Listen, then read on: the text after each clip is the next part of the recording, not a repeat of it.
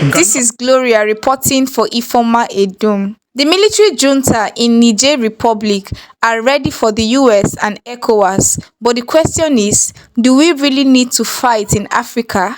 Fighting among ourselves will open us up for foreign interference. Listen to President Jammeh's strong message to Africans. Killing each other is not a solution. Unfortunately, our brothers and sisters in the newest state in Africa, which is endowed with oil, are killing each other today. There would be no one country that would be inhabited by one tribe. There is no such country. But if you say that you don't want a particular tribe, and you believe that you are going to heaven, you are not going to decide which tribe goes to heaven. Now, are you going to tell God that, oh, I don't want to go to heaven and be a neighbor to a Mandinka or a Jola or a Serere? Take me back to hell, because if you go to hell also you'll find them there. I think this world is big enough for us to accommodate each other. It is also small enough for all of us to live together as a closely knit one family of the human beings. Violence would not take any country forward. The more we fight in Africa, the more backwards we become, the poorer we become, and the more we are exposed to external dictate. Even food aid now for conflict areas is being politicized.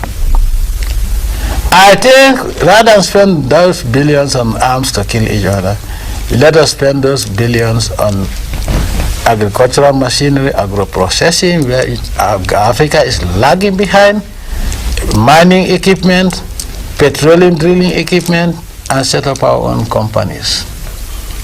Unfortunately, there is even less intra-African trade.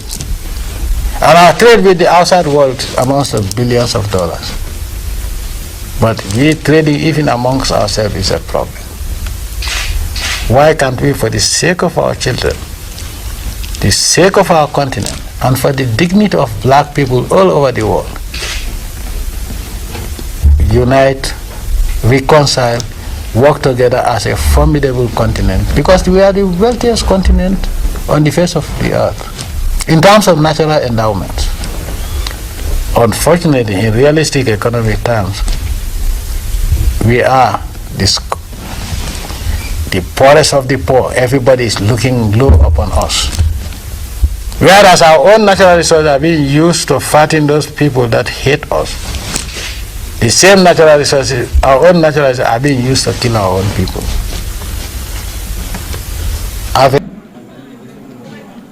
A Pan-Africanist,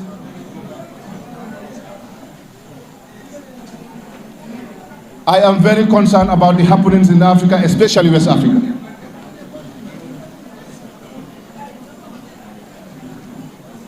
Yagut, of recent, I have seen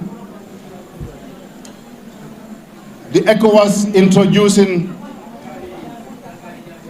the anti-coup detat unit. Ñu ne pour coup d'état dafa wara stop ku ko def, they will form a big unit, ñu ñew attaque la.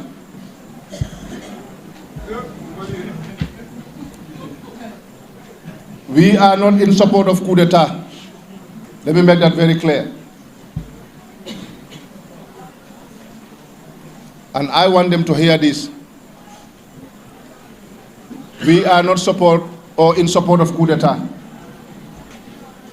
I was a member of the Pan-African Parliament and have advocated strongly for us to introduce a term limit to make sure that we do away with coup d'etats in Africa, especially in West Africa.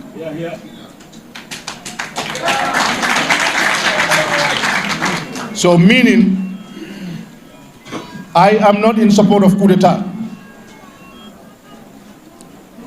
But I have a concern before setting up a unit or anti-coup d'etat unit in ECOWAS, isn't it time that the African head of states or the ECOWAS head of states look into the reason why there are coup d'etats? What are the root causes of coup d'etats? Let them put their house in order first before they set up an anti-coup d'etat unit. Let them put their house in order. And I believe their house is not in order. This unit is set up to defend them and to protect them only, nobody else.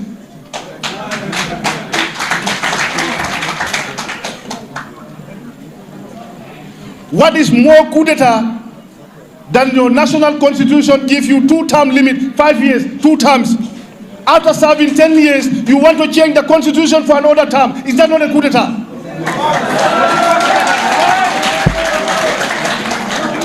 Because you feel you have the powers to do that. The soldiers have the powers to coup d'etat. That is also another coup d'etat. And they are living with them there. They are there. In the name of civilian, putting on mufti clothes, calling yourself a Democrat, when you loot all the resources of your country, mislead people, torture them, imprison them, burn their businesses to us, and you call that a democracy? Or a civilian rule and an illegally elected government? The leaders must stop lying to their electorate first. They must stop the corruption. They must stop looting our resources. They must understand that they are not a better citizen than anybody. They are given a responsibility, a role to play to help develop the countries and make sure that there is peace and tranquility and respect the constitution of the country. But this is not happening. Example is this government. This government has lied to people in 2016 that they are going only for 3 years. Was that not a lie? Who asked them to tell people that we are going for 3 years? Were they forced to say that? They went around the whole country, lied to everyone.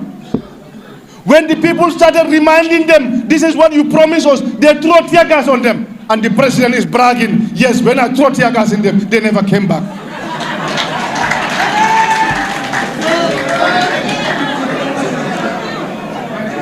Does that not anger the citizens? You throw tear gas on your people. Some of them are wounded and you stand out there and bragging that I throw them a tear gas. They never come back.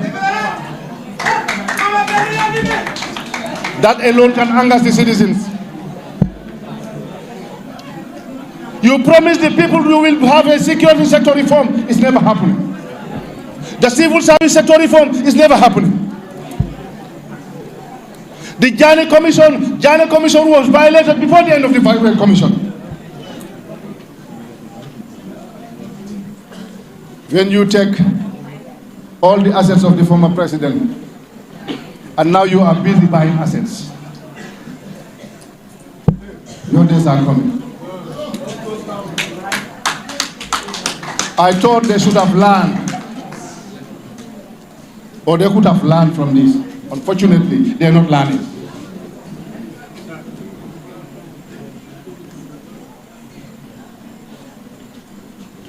So before you create a unit to go against any attempt of coup d'etat, put your house in order. Stop lying to your electorate. Stop lying to your citizens. Stop looting the resources of your country. Stop corruption in your country. And then you can talk about anti-coup d'etat.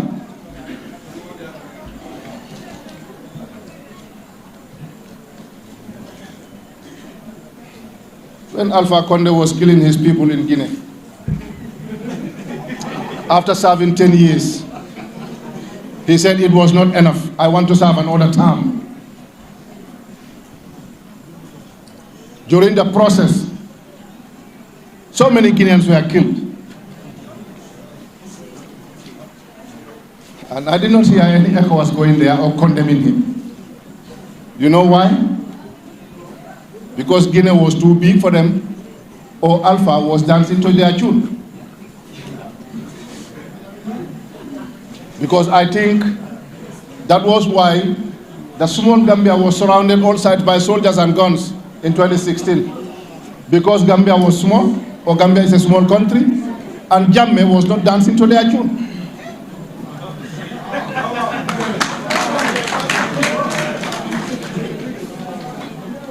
After the presidential election in Guinea, more than 300 Guineans were butchered, killed.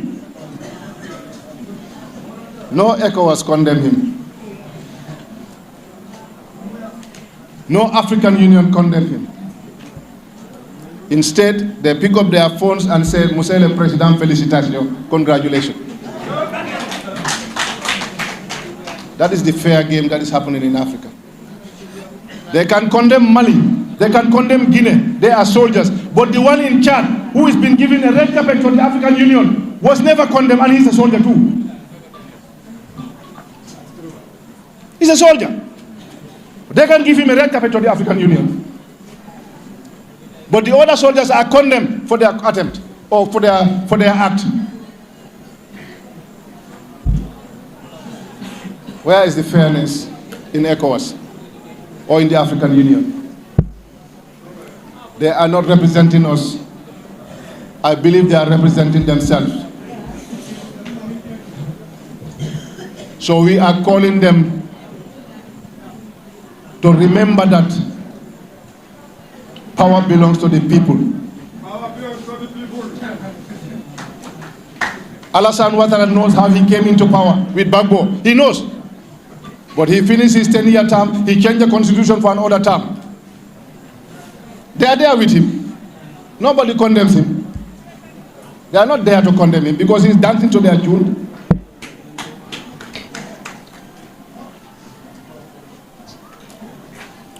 So I'm calling on ECOWAS to do the right thing. We young Africans, we are here watching, and we fear nothing. I don't have to be a president to be a Gambian. I don't have to be a president to contribute my quota towards national development. But I'm a proud Gambian and a proud African. So guys, this is it. What we need at this point in time as Africans is no war. We need to actually come together and ensure that we maximize the natural resources that God has blessed us with. We need to come together to ensure that we make Africa a better place. Not just that we are just here and then the whites and foreign nations are using us, they are enjoying our natural resources, and then we that God has so much blessed are suffering. So this is actually a wake-up call for our leaders in Africa to do the right thing and to ensure that we make Africa a better place for every one of us. Please guys, do well to like this video. Please do well to share your thoughts in the comment section, and please do well to subscribe to our channel so you get updates whenever we post a new video.